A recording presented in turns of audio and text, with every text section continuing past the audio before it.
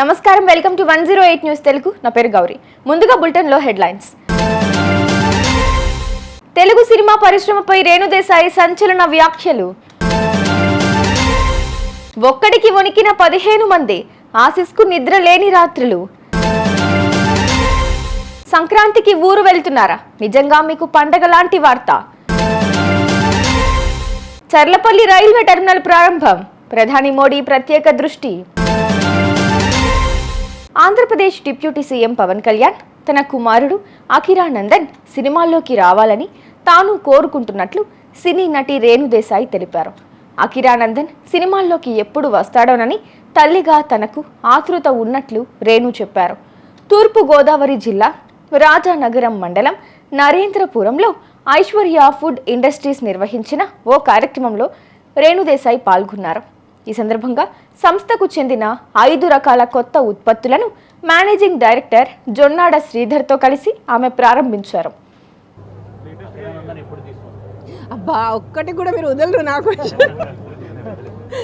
I'm also waiting. నేను మాటికి పదే ప్రతిసారి మీడియా ముందు ఏదో చెప్పినా అంటే మీ అందరికన్నా అన్నిటికన్నా I'm waiting. I'm the mother.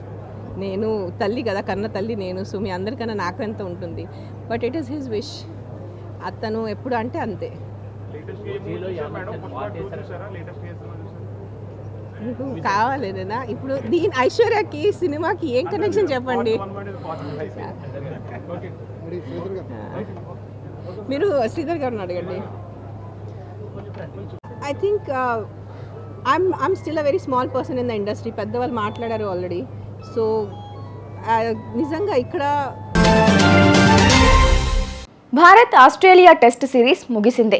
Border Gavaskar ట్రోఫీని కంగారూలు కైవసం చేసుకున్నారు. 5 టెస్టుల సిరీస్ను 3-1తో ఎగరేసుకుపోయారు.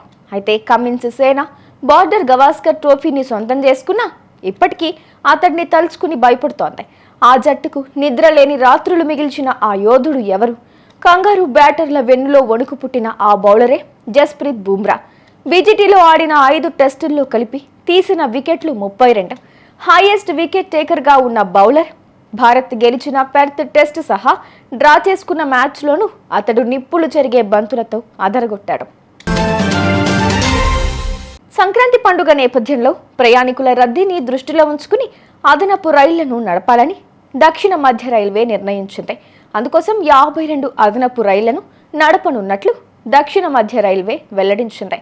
ఆయా అదనపు రైళ్లను హైదరాబాద్ మహానగరంలోని వివిధ ప్రధాన రైల్వే స్టేషన్ల నుంచి తెలుగు రాష్ట్రాల్లోని పలు ప్రాంతాలకు నడుపుతున్నట్లు తెలిపింది.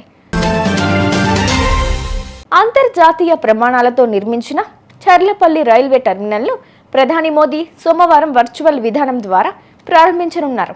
100 కోట్ల రూపాయలతో ప్రారంభించిన ఈ టెర్మినల్ ఎన్నో ప్రత్యేకతలను సంతరించుకుంది. సోమవారం ఉదయం 10:30 గంటలకు ఈ రైల్వే టెర్మినల్ను ప్రధాని మోదీ వర్చువల్గా ప్రారంభించనున్నారు. ఈ కార్యక్రమంలో కేంద్ర మంత్రులు జి కిషన్ రెడ్డి, బండి సంజయ్తో పాటు దక్షిణ మధ్య రైల్వే ఉన్నతాధికారులు హాజరు కానున్నారు. చూసారుగా, ఇవి ఇవాల్టి బులెటిన్ అప్డేట్స్. మరో బులెటిన్తో మళ్ళీ మీ ముందుకు వస్తాను. అంతవరకు కీప్ వాచింగ్ 108 న్యూస్ తెలుగు.